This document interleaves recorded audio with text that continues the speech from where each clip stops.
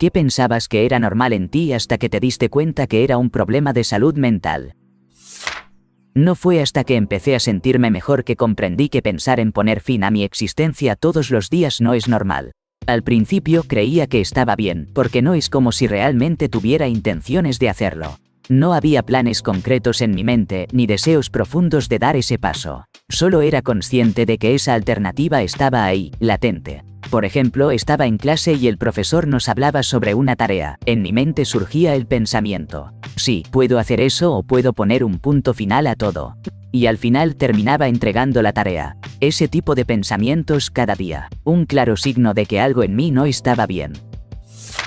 Siempre pensé que era normal que la vida fuera realmente difícil, que todos teníamos que aguantar y ser duros con nosotros mismos. Creía que todos sentían esa presión constante y abrumadora que, después de un tiempo, te deja casi en un estado de insensibilidad.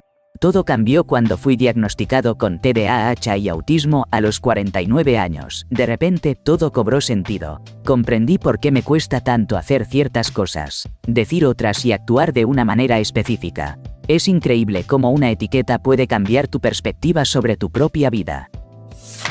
Durante años, me hicieron creer que las alucinaciones y los delirios paranoides eran normales. Fue mi psiquiatra quien me dijo que solo tenía depresión. Así que internalicé todos mis síntomas de psicosis, pensando que era solo depresión y que estaba exagerando. Pero cuando cumplí 37 años, un amigo se dio cuenta de que algo no estaba bien. Yo estaba pasando por un momento difícil, con mucha ansiedad, y él me dijo: oye, creo que tienes esquizofrenia. La verdad es que me aterrorizaba la idea de tener esquizofrenia, porque todas las representaciones que había visto la pintaban como algo en lo que la persona siempre estaba en un estado de psicosis plena. Sin embargo, decidí abrirme con mi psiquiatra y ella me dijo: oh no, eso no es normal. Después de varias conversaciones francas y aterradoras con ella, acepté que sí, efectivamente soy esquizofrénico y que experimento alucinaciones vívidas y delirios paranoides. Una vez que empecé a medicarme, los síntomas no desaparecieron, pero se volvieron controlables. También aprendí a confiar en mi perro cuando sucedían cosas aterradoras, porque si él reaccionaba, era real. De lo contrario, era una alucinación. Tengo planes de conseguir un perro de servicio para ayudarme con mi esquizofrenia en el futuro. Por un tiempo, el mejor gato del mundo, Henry, me ayudó a manejar mis síntomas de manera orgánica. Cuando él falleció, casi sentí que moría también. Él tenía mi corazón y siempre sabía cuando yo estaba mal. Pero ahora estoy aprendiendo a sobrellevarlo y tengo personas a las que puedo acudir cuando mis síntomas se intensifican, para que estén al tanto de que puedo tener episodios psicóticos por un tiempo. Vivir con esquizofrenia y con todas mis otras enfermedades mentales no es fácil. Pero no soy el loco desesperado que los medios me habían hecho creer que sería durante años. Estoy bien ahora. Sentía que mis emociones eran tan intensas que en ocasiones deseaba morir. Así que empecé a entrenar mis expresiones y conversaciones frente al espejo, para parecer más interesado en las charlas y encajar mejor. Esto se debe a que tengo autismo. Después de 19 años, me siento increíblemente feliz de haber podido obtener ambos diagnósticos gracias a buenos profesionales. Ahora puedo buscar tratamientos específicos como terapia y medicamento. Saber que no solo era raro, sino que había una razón detrás de mi forma de ser, realmente cambió mi vida. Una vez, en la escuela, cuando teníamos unos 13 o 14 años, mi mejor amiga me preguntó si era normal sentir que algo malo va a pasar incluso cuando todo está tranquilo. Yo le dije que sí, que eso le pasa a todo el mundo. 10 años después, ella decidió buscar un terapeuta por otros problemas. Y no pasó mucho tiempo antes de que me llamara para decirme, con mucha amabilidad, que lo que creíamos que era normal en realidad era su ansiedad crónica. Y para no quedarme atrás, 4 años más tarde yo también busqué ayuda y, para sorpresa, me confirmaron lo mismo. Nos dimos cuenta de que simplemente éramos un par de idiotas que pensaban que despertar cada día con un nudo en el pecho era algo habitual. Esta es una historia con la que me siento completamente identificado.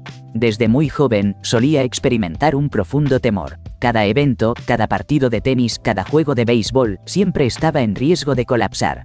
Desde los 12 años no podía funcionar bajo ninguna presión. Mi corazón se aceleraba y perdía todo control necesario para poder desempeñarme en los deportes. Luego, empecé a postularme para trabajos. Al instante, mi garganta se cerraba y mi corazón parecía querer salirse. No podía pensar con claridad, tropezaba con mis propias palabras y el sudor llenaba mi frente. Fue a los 30 años que mi pareja me dijo que esto no era normal.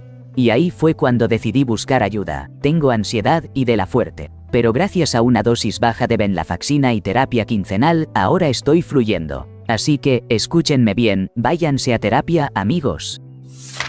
Desde hace aproximadamente 20 años he cultivado un monólogo interno que se asemeja al de un estricto sargento de entrenamiento, con la intención de mejorarme. Esta voz me ofrecía lecciones cada vez que cometía un error, asegurándose de que no me desviara del camino marcado. Con el tiempo, me transformé en una persona que solamente buscaba la aprobación de los demás, y para colmo, me ridiculizaba por cada tropiezo, incluso por los más insignificantes. Todo esto surgió de la convicción de que había algo intrínsecamente malo en mí, creyendo que aquella voz era la única manera de corregirme, con la esperanza de que así el bullying se detendría y tal vez llegara a ser lo suficientemente atractivo para que mi padre quisiese pasar tiempo conmigo. El camino ha sido largo y doloroso. Y honestamente, solo en los últimos 5 años he empezado a comprender el daño que me causé. Y lo más desgarrador de toda esta experiencia es que fui yo quien lo permitió. Fui yo quien se infligió estas heridas. ¿Quién podría imaginar que la voz más severa provenía de uno mismo? Me desperté en un salón de 5º grado. Y no tenía ni la menor idea de lo que había pasado en los meses anteriores de clase. No sabía nada de matemáticas, ni siquiera el nombre de la maestra. Era como si no recordara haber empezado el año en su clase. Permanecía allí, completamente paralizado, y había lágrimas a punto de brotar. Era un sentimiento tan extraño, como si mi mente estuviera ausente, mientras que mi cuerpo actuaba como un avatar, un simple contenedor para algo más. A lo largo de los años, seguía perdiendo el tiempo, sintiendo ese vacío y la desconexión. Finalmente, me diagnosticaron con trastorno de identidad disociativo, aunque ahora he logrado integrar esas partes de mí. Pero esos momentos de desconexión marcaban mi vida, y no podía evitar preguntarme, ¿qué tan lejos estaba realmente de la persona que solía ser? Me tomó mucho tiempo darme cuenta de que cuando otras personas dicen que están escuchando la voz en su cabeza, no se refieren a voces que realmente se pueden escuchar o con las que se puede hablar. La verdad es que todavía no entiendo del todo lo que la gente realmente quiere decir con eso. Pero creo que es solo una forma de expresar que alguien tuvo un debate interno o tomó una decisión consigo mismo en un momento dado. Con el tiempo, entendí que aunque sé que tengo un trastorno esquizoafectivo, siempre habrá una multitud de maneras en las que las personas se comunican e interactúan con el mundo que me sentirán ajenas. ¿Qué significa tener un cerebro tranquilo? De niño, nunca supe que otras personas no sentían el enjambre de ruidos que yo siento. Estoy agradecido de que la terapia me ayudara a descubrir esto. Porque después de eso pude comenzar a aprender cómo mis formas de pensar podían ayudarme en la vida. También estoy contento de tener una posición única para cuestionar la realidad. Porque para mí, nada es inherentemente real o verdadero, ni siquiera el suelo, ni mis sensaciones, ni mi nombre. Así que todo debe ser cuestionado y probado.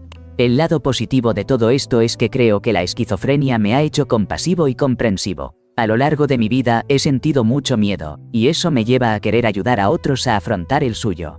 Cualquier amabilidad e inteligencia escéptica que pueda tener, creo que está directamente relacionada con esa enfermedad mental que se dice que es tan malvada y aislante. Pensé que era normal pensar en ti mismo en el contexto de saber que no existes realmente, y que por lo tanto debe ganarte el derecho de estar despierto en el universo, siendo curioso sobre lo que te rodea y causando ningún daño a ninguna criatura viviente. A medida que crecí, me di cuenta, de una manera bastante dura, que para otros esto no es cierto. Cuando tenía 11 años, empecé a ver figuras que, al parecer, nadie más podía ver. Al principio, estuve bastante paranoico, sobre todo porque había una persona afuera de mi ventana, y cada vez que mencionaba eso, la gente me decía que se iría, pero no se fue. Al contrario, la situación solo empeoró. Empecé a experimentar alucinaciones auditivas y sensoriales. Intenté ocultarlo lo mejor que pude, porque en ese tiempo también luchaba contra una depresión bastante severa.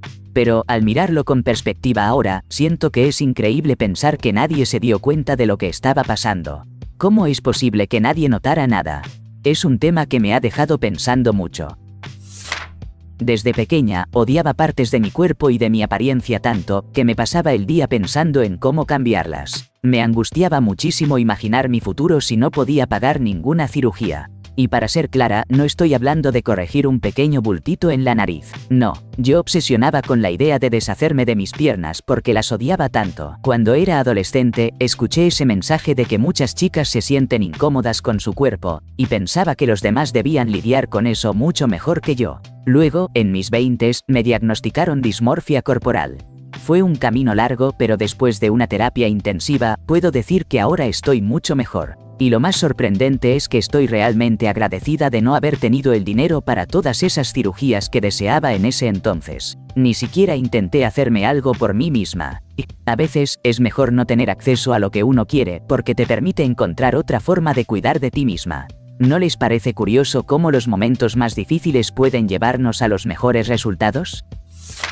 Ver, oír, oler, saborear, sentir cosas que no están ahí, la paranoia, las deliraciones, el estado catatónico, la anedonia, la abolición. Mi esposo me pidió que hablara con mi doctor sobre todo esto. Así que tuve una evaluación psiquiátrica de emergencia, diagnóstico esquizofrenia. También hay que mencionar que tuve una crisis psicótica apenas 3 meses después de casarnos, lo que fue una gran señal. Estos problemas me habían acompañado desde los 4 años. Pero no se manifestaron de manera tan intensa hasta ese momento. Han pasado ya 7 años desde que estoy en tratamiento. Y lo mejor de todo es que sigo felizmente casada.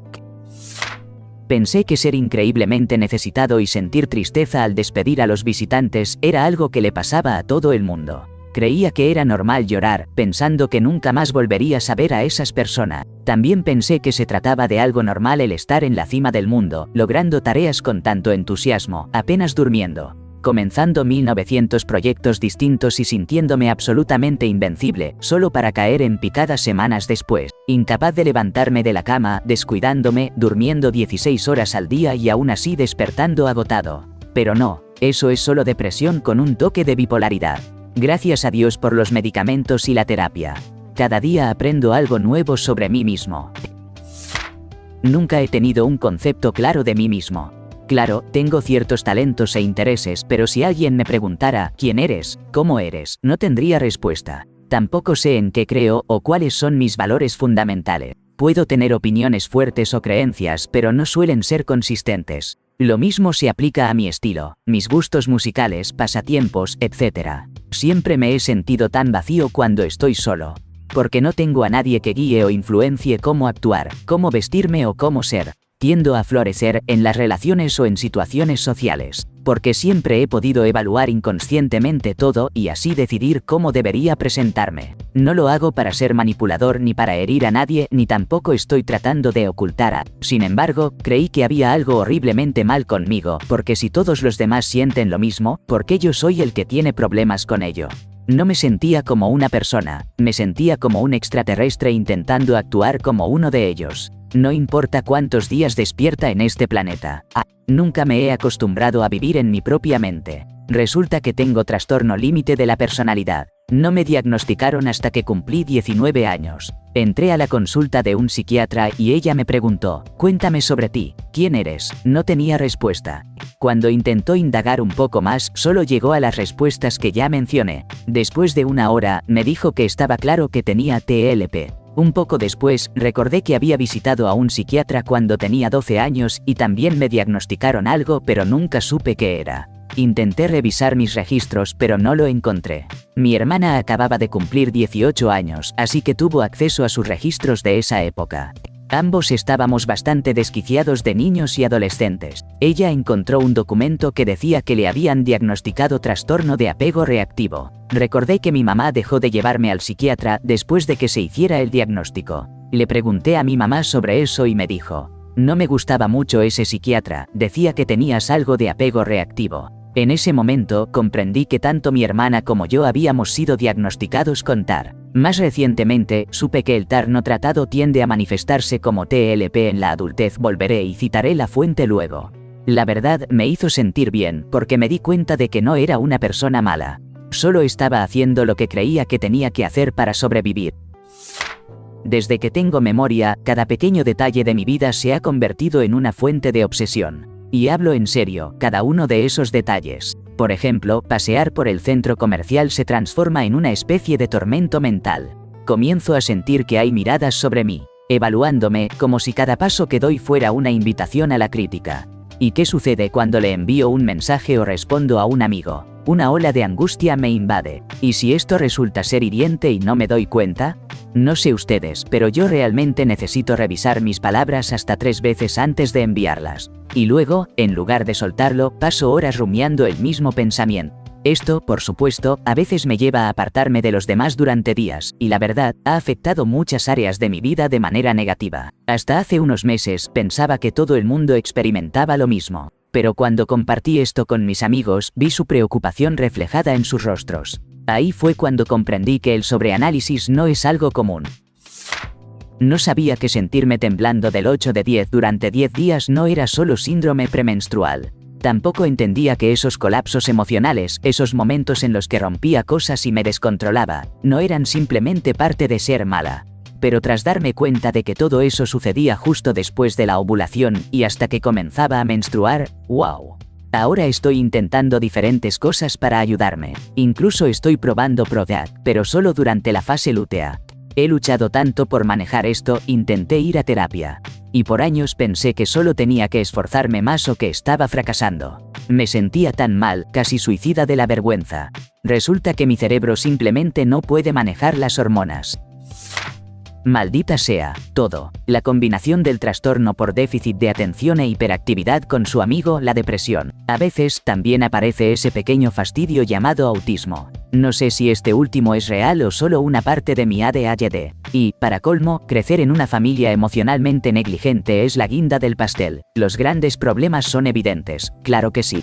Pero si te pones a platicar con personas que han lidiado con esto, comienzas a descubrir todas estas reglas, sistemas y suposiciones que utilizan para enfrentarse al mundo. Muchos ni siquiera se dan cuenta de que están relacionados con el ADHD, o ni son conscientes de estas reglas y sistemas. Es sorprendente lo que se encuentra cuando uno se abre y escucha. Cada vez que cometía un error o alguien me señalaba algo, sin importar cuán pequeño fuera, simplemente colapsaba y caía en un ataque de pánico y autodesprecio. Resulta que tengo una ansiedad bastante intensa y soy súper neurodivergente. Crecí en un entorno donde mi ansiedad y mis diferencias eran muy castigadas, así que recibía críticas constantemente. Afortunadamente, después de recibir un diagnóstico, empezar terapia y aprender algunas estrategias de afrontamiento que me costaron bastante, esos episodios se han vuelto mucho menos frecuentes. Pero, aún así, a veces vuelven cuando estoy pasando por un momento difícil.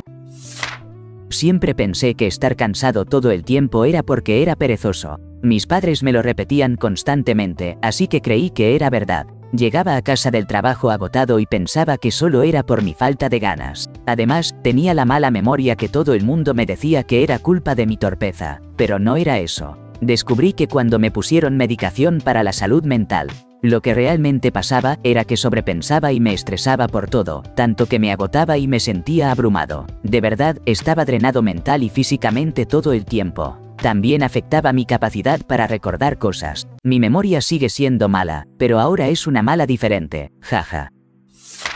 Una vez, mientras le contaba a alguien sobre un sueño que tuve, empecé a describir cómo todas las estrellas del cielo se apagaban una por una, y yo sabía que el mundo se estaba acabando. Mientras relataba ese sueño, comenté que me sentía tan feliz porque en ese momento todos mis problemas dejaban de importar. Recuerdo que esa persona se sintió incómoda al escucharme y fue en ese instante que me di cuenta de que ese anhelo profundo por la nada, por no existir, que me ha acompañado toda la vida, de algún modo no es normal y puede resultar perturbador para otros. Ahora tengo que decir que me encuentro un poco mejor. Siempre espero lo peor, me preparo para cuando la situación se complique, como quien espera que caiga el segundo zapato. Mientras yo analizo cada posible escenario negativo, veo que otras personas disfrutan de la vida con la confianza de que las cosas malas no les sucederán. En un principio, me parecían mentalmente perezosos o simplemente en negación. Sin embargo, todo cambió cuando leí que este patrón de pensamientos es parte del ciclo de la depresión y la ansiedad. Te sumerges en un mar de preocupaciones sobre demonios que en realidad no existen. Técnicas como la terapia cognitivo-conductual TCC ayudan a cambiar esa conversación interna. Te enseñan a dejar de lado esos y si acumulativos y a reconocer que, en realidad, la mayoría de las cosas malas no van a pasar. Aceptar lo que no puedes saber y pensar de manera más realista. Te permite ser un poco más optimista. ¿Quién diría que un cambio en nuestra forma de pensar puede hacer una gran diferencia? Estaba leyendo los comentarios y me di cuenta de que no es normal hacerme entrevistas a mí misma sobre situaciones o hacerme diálogos mentales, especialmente cuando me obsesiono con posibles resultados negativos. Por ejemplo, cada vez que subo a un avión o un tren para irme de vacaciones, no puedo evitar pensar que podría morir. Ahora que se acerca el viaje en junio, estoy que no puedo con los nervios. Es la primera vez que viajamos como familia, con mi esposo y nuestro bebé. Y, para ser honesta, ya me siento como una madre terrible porque me preocupa poner a mi hijo en peligro solo por volar. ¿Y resulta que no todo el mundo piensa que se va a morir cuando planea algo bonito? Bueno, supongo que eso es un alivio. ¡Qué loco!, ¿no? Desde que tengo memoria, siempre me hicieron creer que mi ansiedad era solo estrés o nervios, pero, sorpresa, no era así. Recuerdo bien la primera vez que tuve un ataque de ansiedad. Simplemente me quedé paralizado, sentía que iba a llorar. Mi corazón parecía que iba a estallar solo por cosas sencillas, como postularme para un trabajo o hablar en clase. Ahí fue cuando comprendí que realmente necesitaba ayuda. Nadie a mi alrededor parecía entender lo que estaba pasando, y me frustraba escuchar que otros decían que ellos también se sentían así, que solo estaba exagerando. Porque, seamos sinceros, quedaba claro que no tenían idea de lo que estaba viviendo. Nunca expresé mi enojo, aunque por dentro estaba ardiendo. Llegué al punto de rascarme los brazos solo para liberar un poco de esa presión. La verdad es que cuando mi padre se enojaba, a menudo me gritaba, me insultaba o me amenazaba. Por otro lado, mi madre, cuando estaba molesta, se limitaba a llorar y a contarme todas las cosas horribles que había hecho mi papá. Básicamente, me usaba como si fuera su terapeuta, y a menudo me encontraba en medio de alguna actividad, obligado a detenerme para escucharla. Así que sí, tengo trastorno de estrés postraumático complejo y me di cuenta de que internalicé la idea de que estar enojado significa ser violento, vulnerable o molesto para los demás. No es exactamente una enfermedad mental, pero sí es POTS. Antes, me frustraban las escenas emotivas en las películas. Siempre pensaba que los personajes no perdían su capacidad para funcionar. Para mí, era solo una mezcla de mala actuación, mal guión o mala dirección. Pero, cuando yo siento emociones intensas, me sucede algo muy diferente. Me quedo completamente apagado. No puedo hablar, no puedo mantenerme de pie, ni siquiera puedo enfocar la vista. Es un proceso gradual, pero bueno, me desvío un poco. Pensé que eso era normal, ¿verdad?